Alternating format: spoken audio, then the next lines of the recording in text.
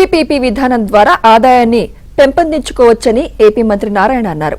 తిరుపతిలో గత ప్రభుత్వం 13 అంతస్తుల భవనాన్ని నిర్మించి మధ్యలోనే ఆపేసిందని, ఒకవేళ పీపీపీ విధానంలో నిర్మించి ఉంటే ప్రజలకు అవసరమైన మౌలిక సదుపాయాలు కల్పించే వీలుండేదని మంత్రి తెలిపారు.